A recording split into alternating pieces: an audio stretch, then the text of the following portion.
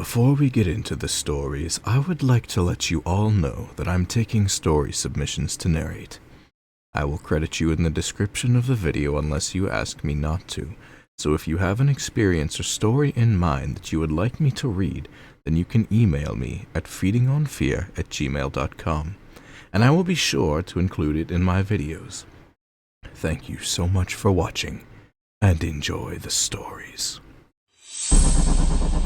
My vision is blurred and dark as I open my eyes. I can feel immense pressure in my head as I realize that I'm hanging upside down. As the clarity of my vision returns, I notice that the room I'm in is completely unfamiliar to me. It looks like a dark, old, decrepit basement from some abandoned crack house. There's rotted wood and massive spider webs, and the smell of must surrounds me. My initial instinct is to scream for help, but I stop myself before doing so. No, they'll hear you, I think to myself. Whoever did this, they'll hear you if you scream. Instead, I decided to put all of my focus into trying to free myself.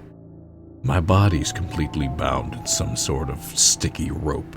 I can hear the sounds of cracking as it separates and re-sticks as I wiggle around. Whatever this stuff is, there is no freeing myself from it. I begin to panic as claustrophobia sets in. The idea of being bound and immobilized has always been a terrifying idea to me. The pressure of the blood rushing to my head from hanging upside down so long soon begins to affect me. My vision starts to go blurry and the weight on my lungs begins to strain my breathing. Coupled with the anxiety of being in this predicament, I start losing it. My composure breaks as I begin to scream and cry. It's too much for me, even if it means some psychopath comes and finishes me off. I can't stay like this any longer. Maybe I'll get lucky and my kidnapper isn't here. Maybe my screams will be heard by a passerby and they find me here. Wherever here is. I scream and cry and wail as loud as my pressured lungs will allow. My vision soon begins to darken once again, but before I pass out I notice something. There's a wooden staircase ahead of me, and I soon begin to hear the sounds of footsteps. They're not heavy, more so they sound like someone's walking with tap-dancing shoes. "Are you awake, dear?" I hear a calm, distant voice from upstairs. The figure begins to slowly walk down the stairs, metallic tapping with each step, and I become speechless as I know exactly who or what the figure is. This thing is not human. At first glance, because of my affected vision, it appears to be a tall, slender woman. Long, tangled hair covers her face as she slowly approaches. As I pay closer attention, however, I notice two arms holding on to the railing, and two more grabbing the ceiling above her. What I thought were tap-dancing shoes are revealed as long, bony legs with barb-like claws protruding from her feet. As I scream at the sight, she lifts her head to stare at me. Massive mandibles opening wide as she lets out this horrible wail, her 6 pairs of black eyes opening wide as she does so. She rushes over to me, 2 clawed hands grabbing at my body and the other 2 grabbing my face. I can feel the warmth of urine as I lose all composure. I panic at her upside-down face coming close to my own. The massive mandibles lock onto my face, digging into the 4 corners, as I feel the horrible sensation of a fleshy tube entering my mouth. I struggle as I feel some kind of fluid go down, my gag reflex failing me.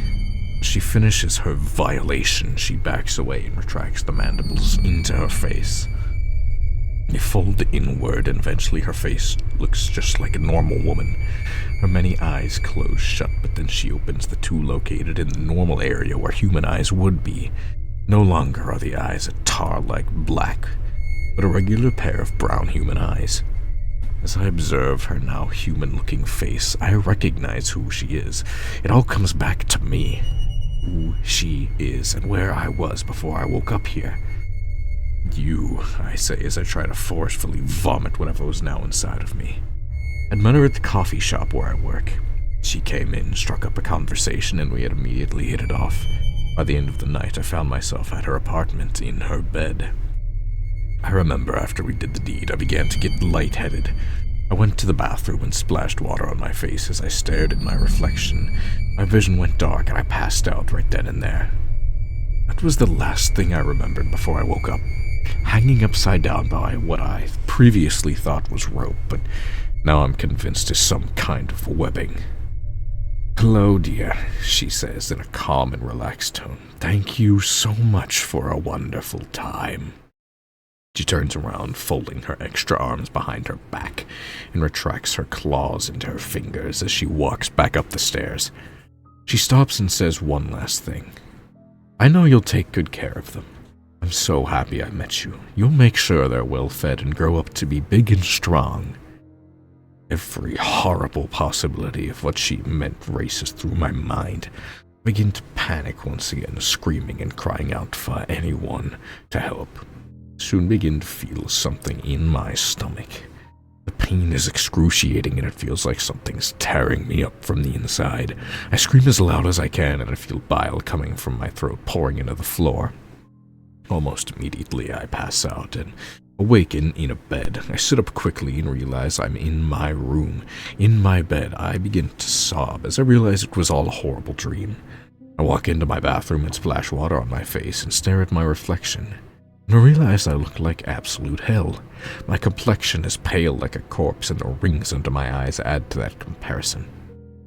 Suddenly I gag and bile expels from my mouth. The pain is unlike anything else I've ever experienced.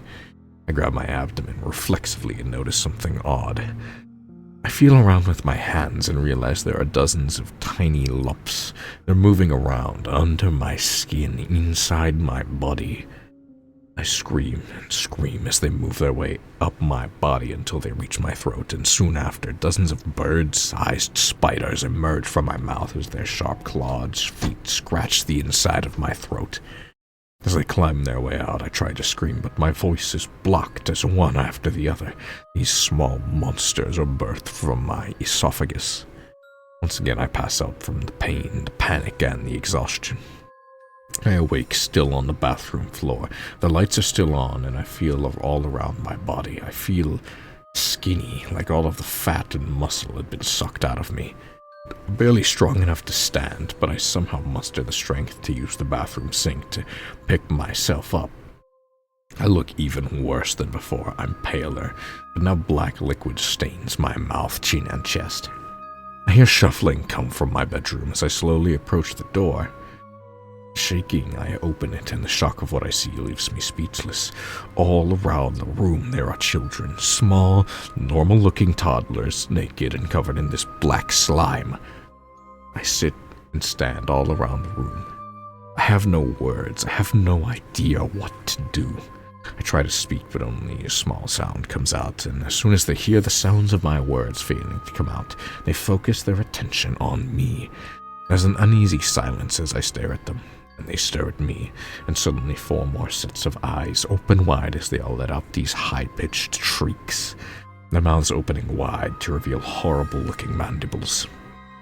They rush over to me, and I scream as they latch on. I fall to the floor and mentally prepare myself to be eaten alive, but that doesn't happen.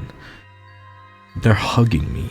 Tiny arms wrapped around my arms, legs, and body as they rub their tiny, horrible-looking faces on me. I want to scream, but I don't want to set them off. One of them looks at me right in the eyes, a creeping-looking smile forming as it retracts its mandibles back into its face. I suppose this means today is my first Father's Day.